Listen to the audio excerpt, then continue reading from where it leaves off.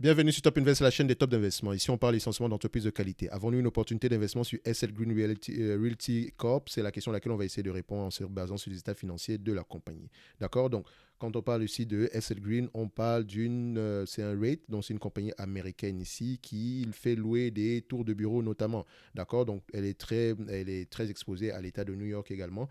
Donc, ceci représente uniquement mon point de vue et non un conseil d'investissement. Il faut savoir une chose. Ce genre d'entreprise-ci, il faut lire les rapports financiers. Ne vous limitez pas aux états financiers. Pour les compagnies américaines, il faut regarder si on n'a pas des joint ventures. Il faut regarder en même temps quelle est la stratégie du management par rapport à la dette, ce genre de choses-là.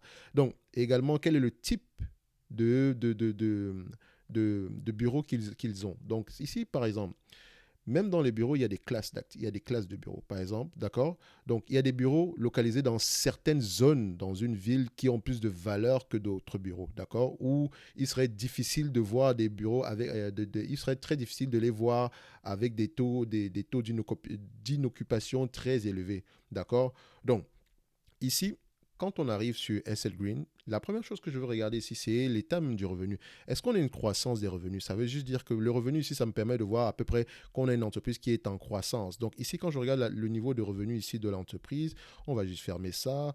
Alors, ici, nous avons une entreprise qui est en décroissance depuis 2007, depuis 2017. OK, le Covid a commencé, je peux comprendre, en 2019 par là. Donc, avant même la période de Covid, on était déjà en décroissance. Maintenant, il faut savoir, la décroissance est due à quoi? Est-ce qu'on vend des bureaux? D'accord? Ou bien c'est le taux d'occupation qui est en train de diminuer. C'est la question qu'il faut se poser. Si on vend des bureaux, c'est-à-dire qu'on rembourse également la dette. Et si on vend des bureaux, qu'est-ce qu'on fait avec l'argent qu'on récupère? Est-ce que ça baisse le niveau d'endettement ici? Donc, je peux prendre ici la dette nette ici juste pour voir à peu près où est-ce qu'on s'en va. Je peux voir ici que ça peut être dû à la vente de certains bureaux ici, d'accord? Parce que quand on prend l'état de la dette ici, donc je vais juste enlever ça ici. Donc, on va prendre, voilà. On va mettre ça ici. Alors, ok. Donc, on est à peu près à partir de 2000, ça c'est le rouge, ce sont les bureaux, ce sont les ventes ici. Donc, à peu près à partir de 2016, on amorce une baisse ici. Donc, à partir de 2016, les revenus commencent à baisser. Donc, ici, on constate de 2016, on était à peu près à 6 milliards de dettes nettes. Et en date d'aujourd'hui, on est à 4 milliards de dettes nettes, donc à peu près une différence de 2 milliards par là. Le revenu en lui-même a fondu de 1 milliard 800 à peu près 800 millions. Donc, à peu près ici, on a perdu 1 milliard en termes de revenus.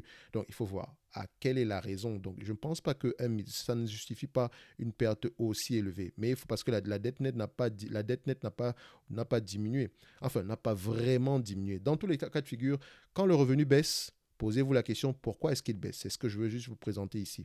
Donc, quand j'arrive sur cette compagnie-ci, comment est-ce que je vais l'évaluer? Quand j'arrive là, ici, je cherche le AFFO, donc le Adjusted Fund from Operation. Donc en fait, on peut dire que ce sont les revenus opérationnels moins les coûts de maintenance en fait. Donc quand on regarde cette entreprise-ci, les analyses prévoient à peu près aux alentours de 4,63 $ en date d'aujourd'hui, d'accord? Et en fin d'année 2022. Et en 2024, ils prévoient à peu près 4,89 $. OK? Quand on regarde même ces analyses, qu'est-ce qu'ils ont l'habitude de dire? Est-ce qu'ils ont l'habitude d'avoir raison ici? Alors, c'est vraiment 50-50. Il y a presque plus de rouge. Il y a le rouge et le jaune vert sont à peu près, voilà, c'est limite, limite. OK? Donc, il faut faire attention aux estimations des analystes ici. Donc ici, quand on regarde, ils sont assez nombreux. Donc si on à la fin de la journée, si on est optimiste sur cette compagnie-ci, d'accord, parce que je ne fais pas partie des gens qui pensent qu'on ne va pas retourner au bureau. Je sais que le travail à distance va devenir une norme, va devenir même un argument pour pouvoir recruter des employés. Mais il y a certains types de bureaux qui ne vont pas rester vides. D'accord? Donc ici, quand on regarde cette entreprise-ci, je vais prendre ici les estimations de 2024, d'accord? Et sachez qu'il faut le prendre avec des pincettes. Nous voyons ici que le marché a l'habitude de payer 23 fois les average fund from operation. Je ne paierai pas 23 fois pour ça parce que le revenu baisse. Je vais payer 20 fois, d'accord? Ce qui me donne un rendement de 5%. Et encore, peut-être que c'est parce qu'elle a des actifs qui ont des actifs de bonne qualité. Donc ici, si je fais 4,89 multiplié par 20 fois les bénéfices, ça me donne ici 97 dollars, 97,80, d'accord? Donc 97,80 ici, moins la dette nette. D'accord? La dette nette, je prends toujours la dette nette. D'accord? N'oubliez jamais cela parce que la dette ici pour un real estate, oui, la dette vous permet de pouvoir faire des acquisitions rapidement, mais si la dette est mal gérée à la fin de la journée, le gros dividende que vous recevez ici aujourd'hui, tôt ou tard, il va disparaître. Il faut faire très attention parce que généralement, ce genre d'entreprise, c'est la dette qui les tue. D'accord? Et quand on va dans un environnement où les taux d'intérêt augmentent, donc quand vous allez faire rouler la dette, les intérêts sur la dette vont augmenter. Et si déjà vous n'arrivez pas à générer assez de revenus, assez de AFFO, le dividende aura tendance à diminuer. Donc faites attention, ne regardez pas juste le dividende qu'on vous distribue ici aujourd'hui, posez-vous la question s'il est durable. Donc ici, quand on regarde ici la dette nette par rapport au dernier trimestre ici, on constate qu'on a une dette nette à peu près de 71 dollars l'action. Quand je fais 97 ici, donc on va faire 98. 98 ici, moins sur ces 71 dollars, c'est 71 dollars 50. Je vais mettre ici moins 71 dollars 50, moins 71,5. Ça donne ici à peu près 26 dollars l'action, à peu près 26, 27 dollars par là. Donc la valeur de cette entreprise sera à ce niveau-là.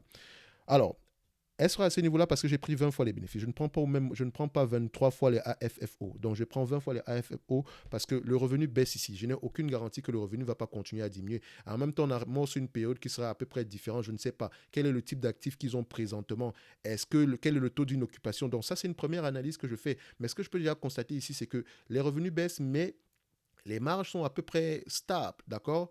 Donc, il faut faire attention, peut-être que les loyers également augmentent, tout ce genre de choses-là. C'est ce que je peux observer juste en regardant les chiffres. Mais maintenant, au prix actuel, si je voulais acheter cette compagnie-ci en prenant en considération la dette, d'accord, je ne l'aurais pas acheté pour plus de 26,50 dollars. Donc, en date d'aujourd'hui, je n'achèterai pas de cette compagnie-ci, d'accord? Ça ne veut pas dire que le prix actuel est mauvais. Mais vous devez savoir que ce prix ne prend pas en considération le niveau d'endettement, d'accord? Donc, moi, en fait, je n'investirai pas dans cette compagnie-ci, d'accord? Parce qu'on a des entreprises de bien meilleure qualité comme Simon Property Group qui s'échangent à des prix moins élevés quand vous prenez en considération la dette et qui a des actifs de bonne qualité, de très bonne qualité, je pourrais dire. Donc, pour SL Green ici, faites attention, ok? Faites attention. Le dividende ici, il est de 7,87%. Et si on vous distribue la totalité des AFFO en termes de dividendes ici aujourd'hui, vous aurez un rendement de 10%. Donc, on a une différence ici. La différence ici de 2,2% ici va servir au remboursement de la dette. Est-ce que ce dividende-là est durable? Oui, il est durable. Mais la dette, est-ce qu'elle est tenable? C'est la question qu'on doit se poser. D'accord? C'est-à-dire, quel est la durée de remboursement de cette dette-là? Est-ce qu'on a une dette sur une période de 15 ans, 20 ans? La plus grosse partie de la dette doit être remboursée à partir de quelle période? Quelle est la stratégie du management par rapport à ça? Est-ce qu'on va vendre certains actifs financiers? Et en même temps, quand vous allez regarder les rapports financiers ici, est-ce que dans les rapports financiers, l'entreprise a des actifs cachés dans des joint ventures? Ce qui dérange dans les compagnies américaines, c'est qu'on ne vous donne pas la valorisation réelle de ces compagnies-là trimestre après trimestre. Donc, faites attention par rapport à ça. Vous devez aller faire des guesstimations. D'accord? Donc, quand on prend ici 20 fois les bénéfices, ça veut dire qu'on prend un rendement de 5%. Donc, on peut se dire qu'on prend un cap rate de 5% par rapport au AFFO. Maintenant, quel est le cap rate ici, normalement, quand vous devez vendre ce genre de bâtiment? C'est par rapport à la conjoncture actuelle. D'accord? Donc, est-ce que le cap rate est pris en fonction du FFO ou bien est-ce pris en fonction du AFFO? Parce que moi, je pense que techniquement, si j'achète un bâtiment, je le prends en fonction du AFFO parce que la maintenance, c'est quelque chose que je vais dépenser à chaque année. Donc, je préfère le réduire par rapport au prix d'acquisition ici,